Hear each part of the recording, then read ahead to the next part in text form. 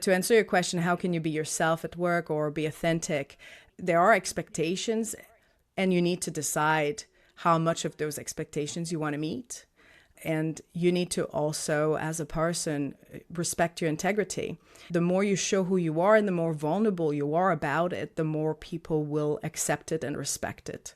What I've learned in the last 5 years is that showcasing vulnerability, talking about things that people find taboo or difficult to talk about, you gain a lot of respect from your peers, and also people come to you in confidentiality and tell you they feel the same way, and then it builds psychological safety and more space for everyone to be who they are.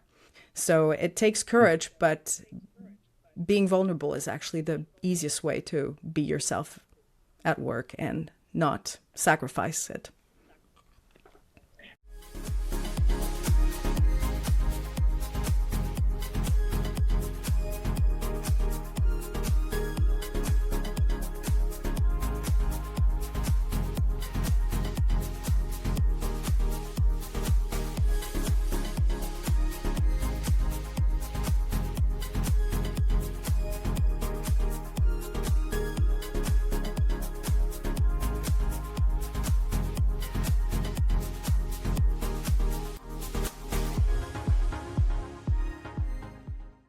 Laurence, welcome. Please introduce yourself. Sure. I'm Laurence, originally born in Montreal in Canada. I grew up in Quebec City, and when I was 23, I moved to Denmark. And I've been a student. First, I was a student in Denmark for a few years, did finish my bachelor, did my master's here. And now I've been living in this country for 19 years, and I've been working mainly in the renewable energy industry. And today I'm heading marketing for the largest wind energy company, Vestas. Okay. And again, I believe that, and I'm going to return for Vestas later, but I think it's close to 30,000 employees. Yes, So it's a large it's a company. big company. Okay. So, Laurence, if I ran into you when you were 16, 17, and I said, what do you want to be when you grow up? Do you remember if you knew or what that was? Yeah, I wanted to either be a doctor without border or be a movie director.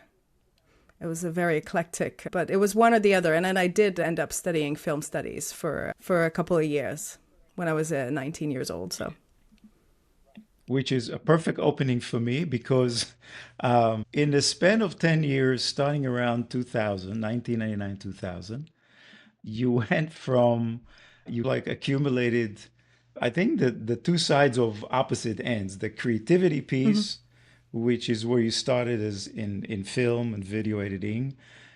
And then you went into business and marketing, and then you wind up with masters in logistics and supply chain, Yes. which means you're really good in math and you're a numbers person. The interesting part for me was that around the 2001 is when the internet just started to be a thing, hmm right? This is for many of us who go back that far. That's like when the internet's websites started to come out. Was that the reason why you got into it, or you always wanted to be in film or in the creative arts? I always enjoyed movies from when I was a kid and watched a lot of Charlie Chaplin movies. When I was a young child, I always enjoyed going to the cinema, and I did not want to go into business because my father was, and he recently retired, but he was a university professor at the business school. So business was, I'm not going there. So I just enjoyed films. But of course, after doing a couple of years of that, I realized it would be a hard career path, and being a little bit risk averse, I decided that I should probably choose something that leads to better salary and better financial security. I took some time off, and I took a few years off from school, worked as a waitress, and then I decided after that, okay, no, I'm going to study business after all, because I don't minimum wage is just not that pleasant after a couple of years. You're incredibly open about all aspects of your life, your career, and it's refreshing and it's amazing to get to know you. You openly speak about self doubt, being stuck in your own head, second guessing yourself. How do you succeed without compromising who you are, your principles? For many years, I've pretended to be a little bit different than who I really am. And because of fear that it would impact my career negatively, I pretended to be a lot more extroverted, a lot more social, a lot more decisive, a lot more spontaneous than I really am. And it took me a long time to gather the courage to be more who I am at work, simply because I was afraid that it would be negatively perceived. And that's also not the models that I had. The models of leadership I had were extroverted people, loud, spontaneous, easy to action, always has ideas, always wants to speak. And I was just not one of those people. So I pretended to be like that for a long time. And I've learned the hard way that it was a bad idea to pretend for too long, because it led to burnout and to me having to rebuild a little bit who I am and figure out where is my integrity, how can I be authentic at work. And to answer your question, how can you be yourself at work or be authentic? I think there are expectations, and you need to decide how much of those expectations you want to meet. And you need to also, as a person, respect your integrity. The more you show who you are and the more vulnerable you are about it, the more people will accept it and respect it. What I've learned in the last 5 years is that showcasing vulnerability, talking about things that people find taboo or difficult to talk about, you gain a lot of respect from your peers, and also people come to you in confidentiality and tell you they feel the same way, and then it builds psychological safety and more space for everyone to be who they are. So it takes courage, but being vulnerable is actually the easiest way to be yourself at work and not sacrifice it. And Seth Godin talks about the industrial era where everybody was taught to just follow the path, right? We're in the 21st century, and sadly, a lot of that still exists. We're not in the assembly line making widgets in a factory. We live in a universe where who we are, how we think, how we behave, how we express ourselves means more than ever in the history of human civilizations, because everything's so open, right? Why is this still such an issue? It's a good question. I don't think I have the absolute answer. I do think that in many cases it's scary, because it means for leaders, for managers, for people in charge, that they might lose some control, right? Because then people don't necessarily follow the line. They might go rogue, they might do things different. And then you don't necessarily have a model, or you don't necessarily know how to go forward. So I do think a lot of people feel more comfortable within the box, because then it's clear what's expected. It's clear how to be, how to behave. And it's also clear that if you follow the process, if you stay in the box, you should also hit the milestones. And a lot of people I've worked with stay in the box because they want to hit the milestones. But I can see that with younger generation, young millennials and Gen Z in the workforce, that doesn't really work that way anymore. The box is being challenged, and in all sorts of ways. And I can see that it's becoming very challenging for older generations to adjust and figure out how to accommodate younger people and their expectations of what work is supposed to be like. Yeah, as you were talking, the example that came to my head was the sales aspect of any company, where people still think that a great salesperson is the one that's a type A, loud, aggressive, go-getter. From my experience, it's just the opposite. The salespeople that I've come across and later on who've worked for me, who met their targets, who were boisterous and type A and pushy, actually were, I used to call them salespeople of the worst kind, because they got the deal, but they really didn't listen to the customer. And at the end of the day, it was the wrong customer and the wrong deal for them. Things that hold us back should not define who we are. Laurent said that. Can you give some examples, please? Well, the reason why I wrote this and said this before is that for me, for a long time, I was holding myself back. I did not believe I could be a leader. I did not believe that I could create content. I did not believe I had anything to say that was of value for anyone. And that defined who I was. I did not seek leadership position. I did not create any content, because I just thought that I can't do any of these things, so therefore I am not those things. It's really important to challenge that thought, because who says you can't be an author, or you can't be someone who creates content or videos and so on and so forth. I think we set our own limits, and those limits, if we hold them up, then of course there are limits. So we should challenge those and see if they really exist or if it's really just us thinking they exist. So, going back to what you said, I didn't think I could do a lot of things, but where did that come from, though?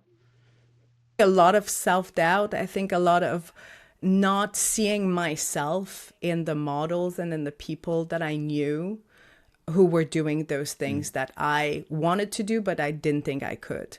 At some point, there was a decisive moment where you were able to break away and be who you are today. Do you remember what that was? I think it came a little bit organically. There was not a aha moment. There are a few moments that were pretty powerful.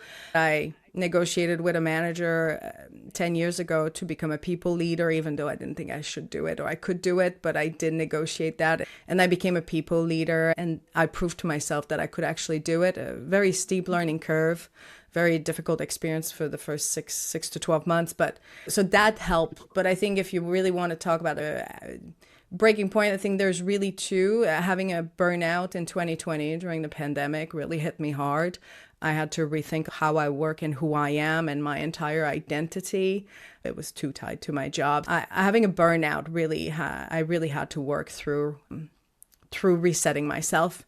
And then I think the second thing that really changed my approach and made me able to be much more myself is that in 2022, every year at the company I work at, we have an internal leadership event. The top 250 of the company are all together for 3 days. And in 2022, I was in the section about authenticity at work and leadership. And I was told to talk about anything I want. And I had 8 minutes. And I said yes, even though I didn't really want to do it, but you don't really have a choice. You say yes and you do it.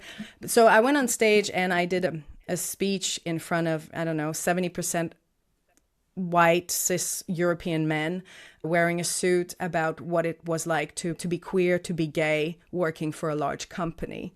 And that was a very decisive moment in my career because it was very stressful. It's very hard to do a full public coming out, even though most people knew, in front of all these people that are wearing business suits, and to make it interesting and relatable for them and why they should care and why it matters. And what happened after that speech, everyone at break and throughout the day came to give me a hug and to say they were so happy to work with me, to know me, that it was so important what I had talked about. And it's the first time in my career where I really realized that behind any suits that I've met and behind the very business look and there is an actual human, and that people are loving and caring at their core. And that really changed how I felt about myself and about work and about the people I work with. That inside there is a human, and there are people who care. If you can find that in them, it is there. And that really changed because after that, I felt a lot more comfortable to be myself, to talk about vulnerabilities, to talk about being an introvert, to talk about being neurodivergent, because I realized that they were not just businessmen, they were humans. So I watched that video. At first, when I saw it, I thought it was a TED talk, but then I realized no, this was a company Yes. thing. It was incredible, but the thing that puzzles me, at least in my own mind, Scandinavia in general, Denmark, at least for me, should is a liberal. Maybe I'm wrong. Is a liberal, open-minded society, Yes, right? absolutely. Great But place to but live. yeah, but yet these people in suits, all these men, right? Did it really need for them to meet you to feel okay to embrace you? First of all, because I work in a 30,000 people company and we have employees in 65 countries, there are a lot of Europeans and a lot of them are Scandinavian. So of course, here it's very open and accepted. But it's open and accepted in the sense that it's open and accepted, but we don't talk about it. I've received some comments like that after that speech I gave, that keynote. Some men coming to me like, I have no problem with people being queer, but I just don't talk about it with my team. But I'm sure they know, to which I usually say, are you sure they really know? Because maybe they haven't told you they were queer because they're not comfortable. Sometimes you have to talk about it to make people comfortable. Even though Denmark is a great place to live, it's very easy, it's very accepted. I never felt any form of discrimination. We have colleagues in Saudi Arabia or in India or in Singapore or in China where it's just not something you talk about. And even in Denmark, it's some people are acceptant, but they wouldn't talk about it in their team meetings. I'm going to jump to the company you work for because I always like to go and study them and read about their vision statement or their values. And this is the part that maybe many of the small business owners or the entrepreneurs that are watching us and listening to us should take note. We're expected to put on a website our mission and vision and values. And too often it's just words and just talk because people from the outside should be, oh, this looks very impressive. But I'd say rarely, I'm going to use the word rarely, do companies live by this credo that they put on a website. It's there to impress, not necessarily to follow. So I get the sense that in your case, in Vestas, they actually live by it. And the piece that I want to read is guiding leadership behaviors, integrity and respect. We are consistent, constructive, and always lead by example. Transparency. We proactively share information and engage and communicate with clarity, conviction, and impact. Inclusion. We value diversity and different perspectives. We build, lead, and contribute to high performing teams and makes better informed decisions. We listen and learn. We try to understand other viewpoints before making our viewpoint understood. We lead a feedback culture asking for and learning and speak up. We have the courage to raise our hand and ask questions, to seek clarity and raise concerns. For this is pretty rare. Right? I've been around the block a few times and I know that this is rare because for companies to be courageous and actually live by some of what I just read, I think honestly, this is what makes companies successful. You can't do anything without your employees. You can have the best technology in the universe, whether it's a SaaS with founder with the greatest software or it's equipment like wind turbines or renewable energy. At the end of the day, the tech doesn't matter. What matters are the people that are behind it at any level. So they live by everything I just read, right? Because you're there and you seem to be thriving. We try to live by everything, and also why it's on the website. We also have the speak up because we do need to make sure that everyone feels comfortable speaking up and also flagging any issues that would arise, especially because we're in manufacturing. So if you see an issue that arises in the factory or in the design, changing it once it's on site thousands of kilometers away is going to be much more expensive. So it's really important for us that we have a culture where people, no matter their level in the hierarchy, feel comfortable speaking up so that we can make sure that we create the best products and have the best solutions for our customers. And I do think that's probably very Scandinavian because hierarchy is very flat in Scandinavia. People are able to talk to any manager, email the CEO at any point in time, and it wouldn't be seen as arrogance ever. It is okay. It's very flat. Yeah, and you made that distinction because a lot of times if the CEO and people in leadership open the door for people to openly communicate about things they see and they embrace it, that's great.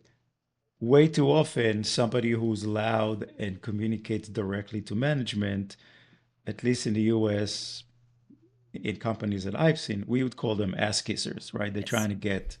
They're trying to get visibility for the sake of visibility, not because they really care. And sadly, too often they get promoted, and then you wind up with a challenge in leadership because the wrong people are at the top. They didn't get there because they deserved it. So you said something before about burnout. Again, very common in the entrepreneurship world, very common in the corporate world when you're working so hard to make a difference, you're going to hit that burnout. So you said burnout isn't just about being tired. Yes. So describe what does that mean? A lot of people think burnout is being very tired and you should just sleep more or rest more or take the week enough, but I think burnout is a lot deeper. It accumulates over time. You can sleep, but it's not going to be enough. You really need to reset yourself, reassess your values, what you stand for, your priorities in full. And it takes time. And that's the thing with burnout. There is no magic solution to get over a burnout. You just need to take time. Doesn't mean take time off. You can still work if you have the capacity, but it means to reduce what you do to a minimum and really prioritize what's important and not do anything else. It means neglecting a few things here and there because it takes time to recover from burnout. It's not being just tired, it's being incapable of doing a lot of things, actually, and everything becoming very hard. Yeah, and in mentoring entrepreneurs on Growth Mentor and my day job as a business coach working with owners, burnout is very common. And again, they don't like to talk about it because when they talk about it, especially if you're in a leadership position, you might feel that it takes away from who you are.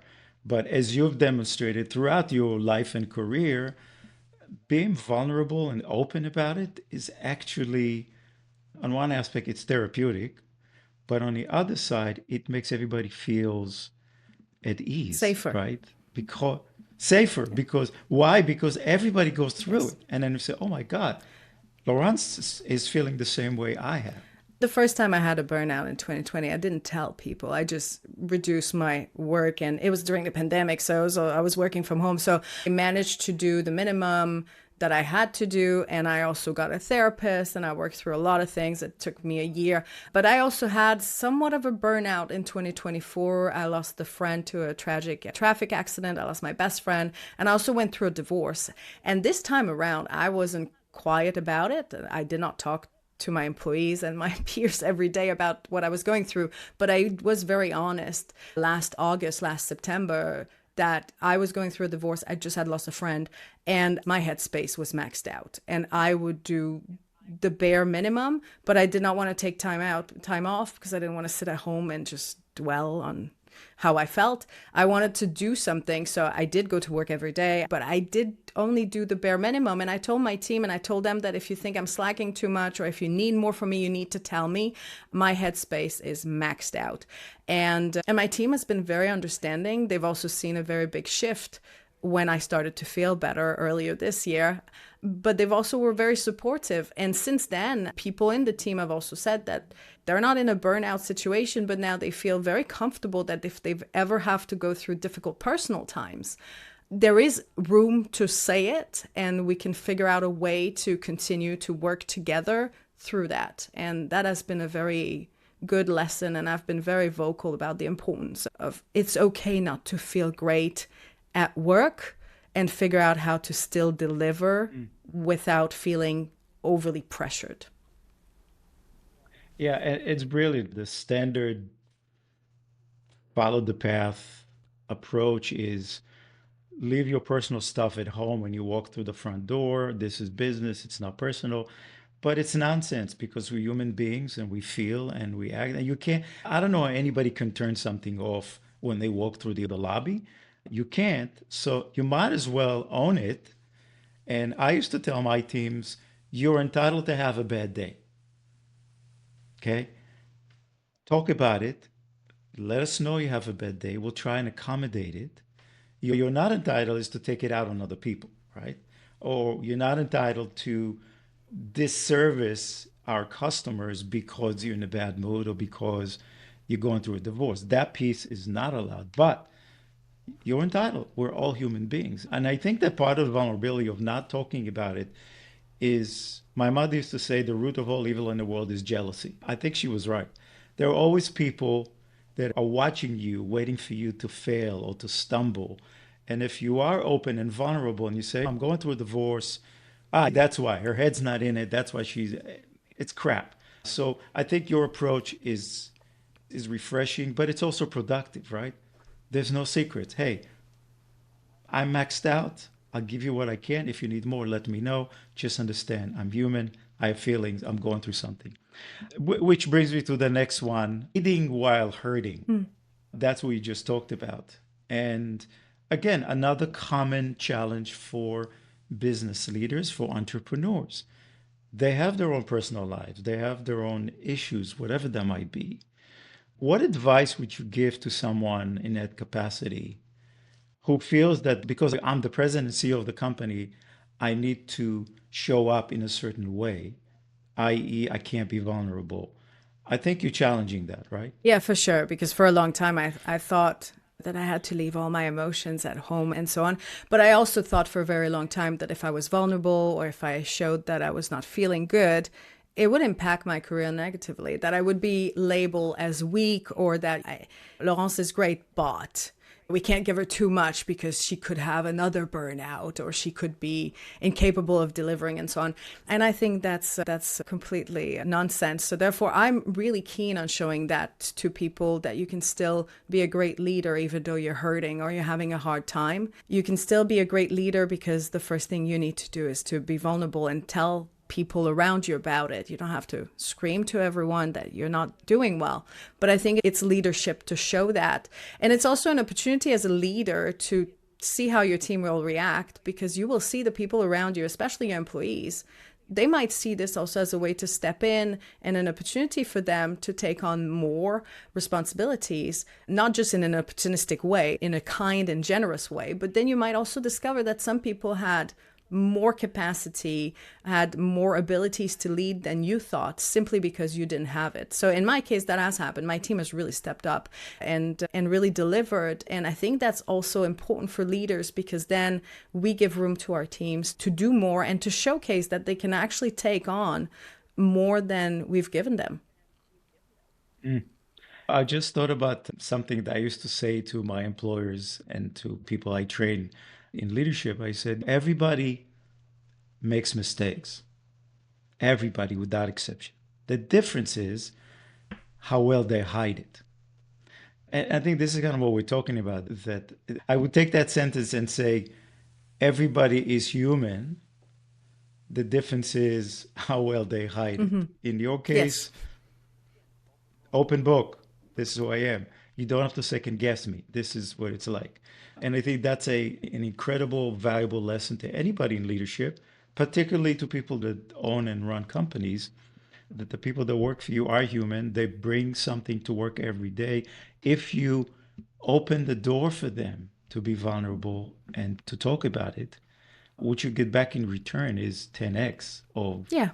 having them, right? Having them suppress it. So you are embarking on writing a Mm-hmm. book, and the title of your book, and I've written three, but and the title on the third one, it took me 4 months to finally settle on the title. But I suspect that because you're so focused, your title is probably going to stay the way it is. So the title of your book is Lead Anyway: 10 Rules for Leading as You Are, Especially When You Don't Fit the Mold. Yeah, something like that. Tentative title, but it'll Yeah, probably be close to that. Yes. yeah. So I want to focus on two things in this. The anyway part, lead Mm-hmm. anyway. What does the anyway mean? And then I think we get an idea of what you mean by don't fit the mold, right? I'm not an extrovert. I'm not all the things that we just talked Yes. about. Talk about what made you decide to write a book, and talk about the lead anyway. The anyway piece, I think, is really the key here. So I've been creating content online for about 5 years. It actually came in my burnout. My therapist suggested that I should create content and blogged about how I felt, which took a while, but I finally ended up doing it, first articles and then videos. And for the last year and a half, a few people have told me, oh, I should write a book. And I was like, but I don't know what about. And then I was looking at all the content I've created over the last 5 years. And I realized that I probably have all the content to make some form of a book if I was to organize it. And then as just an exercise for myself, I was like, okay, let me write down, let me make a list of everything I've done. Let me see, can I categorize it? And then I realized that I could actually categorize it and create some form of structure. So I'm actually just rewriting what I've done in the last 5 years, putting it under 10 rules. And lead anyway, why I call it that is because, and especially anyway, is that I think a lot of people should lead anyway, even if they feel that they shouldn't. Even if they feel like they don't fit the mold, they don't talk the way other people talk, they don't dress the way other people dress, they don't feel that they have the competences or the extroversions or the opinions or the experience. I think more people should lead anyway, and they should not hold back on leading simply because they don't have the right role models or they don't fit what the mold is, especially for leadership. And I think, and I've been talking to a lot of people over the last 5 years, that a lot of keynotes, presentations, panels, and and I get a lot of LinkedIn messages, and every day people reach out saying, "Oh, it's so nice to see someone else who's an introvert who's a leader."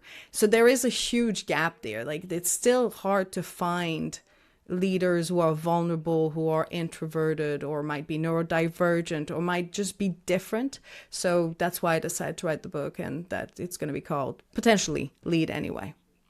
Yeah, and some people might sit around and listen to us and say, I don't want to lead. I don't want the responsibility. I don't want the promotion. I don't want to sit in meetings all day. And but I don't think that's what you mean by lead. I think my interpretation of what you're saying is make a difference anyway.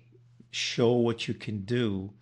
It doesn't have to be promotional No. And leadership, you don't right? have to manage a Yeah. team to lead anyway. Lead anyway could be also asking the weird question in a meeting, or raising your hand and say, "I'm really not sure what we're trying to solve here, or what are we talking about?"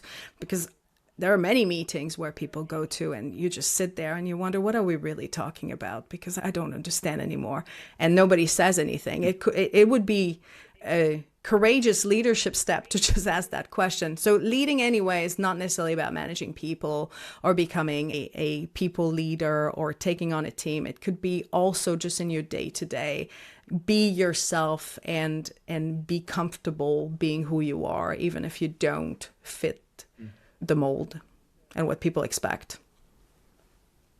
And the mold is just it's almost like a generic word, but it could be anything that we talked about, right?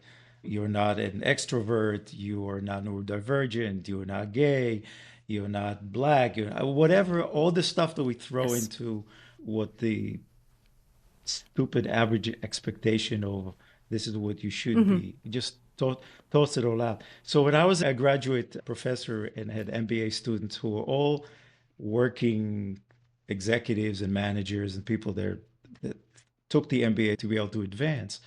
And so many of them were sharing their unhappiness at work. It's not baffling, it's just sad how many people are just not happy. I used to tell them that, listen, if you come to work every day and you're not happy, and we can define happiness, but I said, if you're not fulfilled, if you don't feel that you're growing personally, professionally every single day, that you're not appreciated, that you're not making a difference, then get the hell out of there, right? Because if you don't, 10 years later, you're going to still feel the same way, but then you're going to say, I already know everybody here. Why start somebody, a new company? I'm too old for this. Don't compromise who you are. I didn't tell them to quit. I said, take action and find a better place for yourself. And the exercises that I used to give them was at night when before you go to sleep, you're in the bathroom and you're brushing your teeth, hopefully, and it's just you staring yourself in the mirror with a toothbrush. Ask yourself two simple questions. And I like simplicity, so this is it. Question one, have I been productive today?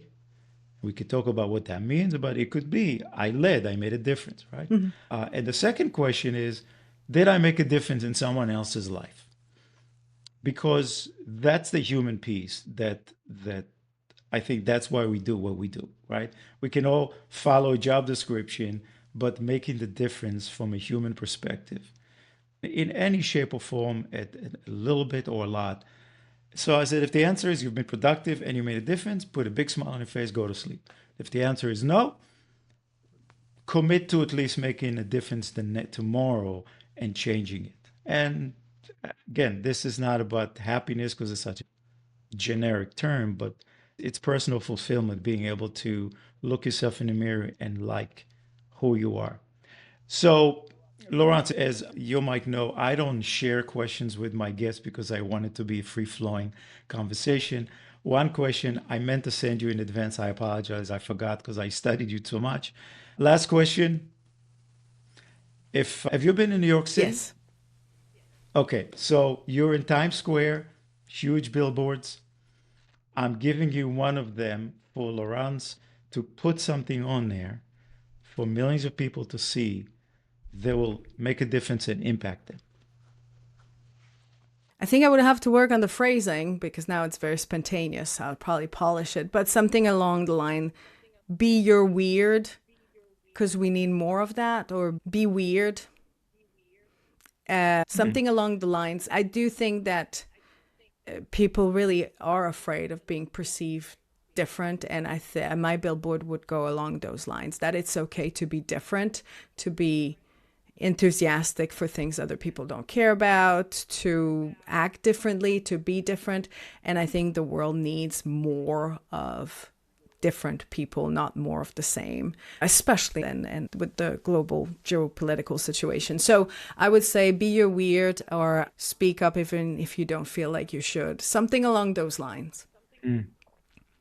So I was thinking, what one word would I use to describe you? And again, I would encourage everyone, it'll be in my show notes. How do you get to know Laurence? But so the word that kept popping into my head was courage. Hmm. Having the courage to battle your demons, having the courage to be different, having the courage to get through to transformation, the transition that you've gone through. And if I may, I'm going to add that word into your billboard. Have the Hmm. courage to be weird because it takes guts to do this because again, 21st century, we should really be so much better than we are, right? But we're not. But we're not. And it's sad.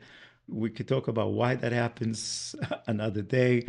But I think this is how I want to end it. I think you're incredibly courageous and people should follow you and read every word you wrote because there's so many lessons for anyone, whether the person is in leadership, particularly people in leadership, but also someone who just starting Yeah. out and looking down the road and say, okay, you can choose path A of doing what's expected and being frustrated, and maybe you get lucky and maybe you get somewhere, or you can right out of the gate decide to not compromise who you are and follow your principles and be open and be vulnerable and not be afraid to be weird.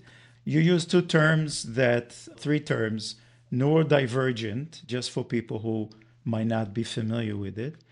Correct me if I'm wrong, usually refer to people who are on the spectrum, right? ADHD, dyslexia, all of it. Yeah. Urgent. Yeah. And I think we all have snippets of all of the above, some more than others. So that's neurodivergent. And forgive my ignorance, but I feel very open and comfortable to ask you.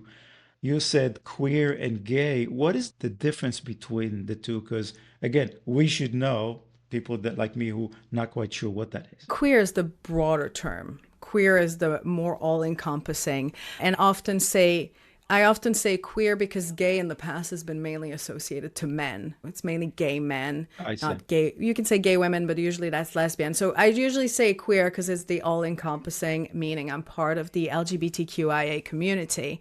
And that is the broader term. It doesn't tell you anything about who I am. It doesn't tell you if I'm bisexual, if I'm a lesbian, or and so on. It's just a very broad term. And that's why a lot of people use it because they want to, in my case specifically, they want to say that they're part of the community, but do I need to specify which letter I belong to?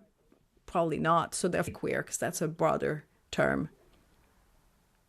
Thank No you problem. for saying Of yes course. to me. It was amazing. I hope people watch and listen to this. And if you take one thing of everything we spoke about today, or just one of Laurent's posts or videos, it will make a big difference in your life if you can allow yourself to be open and vulnerable, recognize it, acknowledge it, and then do something about it, right? Which you've done your entire career.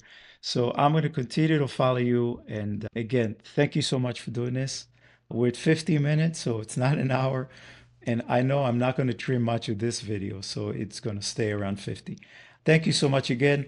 How to connect with Laurence will be in my show notes. Thank you so much. Appreciate your Thank you time. for having me. Thank you. It's been a pleasure.